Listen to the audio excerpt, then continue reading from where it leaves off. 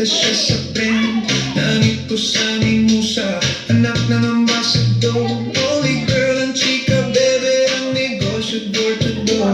Sumenya siya sa guard, humingi ng calling card. At ang sabi niya siya daw ay St. Andrew, he died hard. So sa likod ng calling card, doon siya nagpasign. At syempre pirmahan ko rin daw ang kanyang bitan. Pinarami mo sing at ako'y pinabili. Kinuha calling card at nilagay sa kanyang dibdib. Sabi ko, baby, what's your name? Sabi niya, O-L-I-V-E. Sabi ko, baby, what's your game? Sabi niya, all the way, baby. Come on, si Oli ay aking sinamahin, pero siya'y bitin pa rin, siya'y bitin pa rin.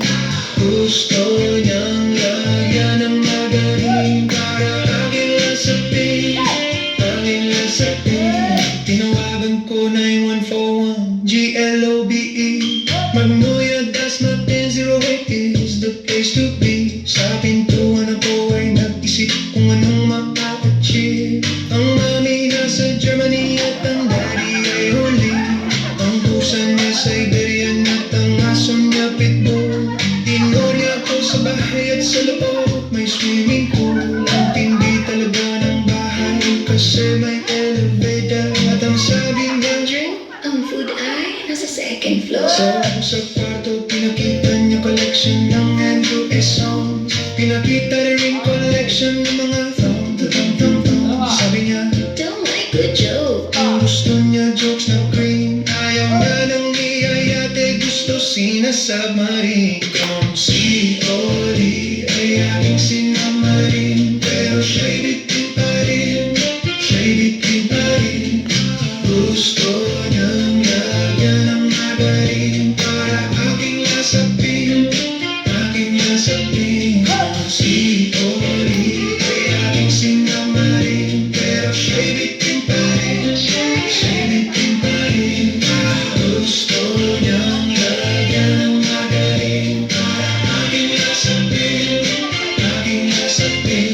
Guess what you know that night, Joe?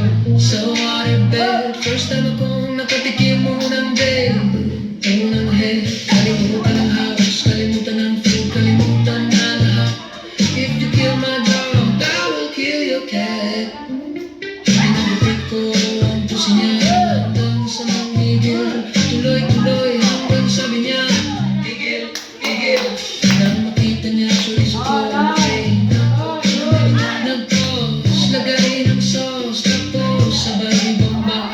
At kahit balik-balik tarin, diniyong-tiyong pa rin ang sabi niya, hayop talaga.